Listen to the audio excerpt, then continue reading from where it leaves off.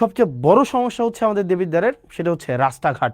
এবং বর্তমানে দেবিদ্বারবাসীর কি কি বিষয় হচ্ছে কাজ চলমান রয়েছে সেই জিনিসটি চলেন আমরা আপনাদেরকে দেখাই। যেমন এক নজরে আমাদের দেবিদ্বারের যত কার্যক্রম আছে, চলমান উন্নয়ন যে কার্যক্রম আছে, চলেন চলমান উন্নয়ন কার্যক্রমগুলো আমরা একটু দেখে আসি, যে এক নজরে দেবিদ্বারের যে চলমান উন্নয়নগুলো চলছে সেগুলো একটু আমরা দেখে আসি। যেমন দেবিদ্বারে হচ্ছে আমাদের টোটাল জনসংখ্যা হচ্ছে 4,70,000।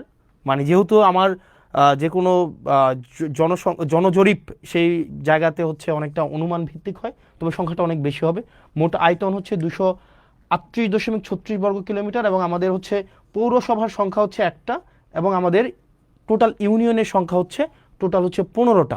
আমাদের দেবিদ্বারের টোটাল ইউনিয়ন 15টা এবং পৌরসভা হচ্ছে একটা। এটা নিয়ে হচ্ছে আমাদের দেবিদ্বার কি কি কাজ সেখানে চলছে।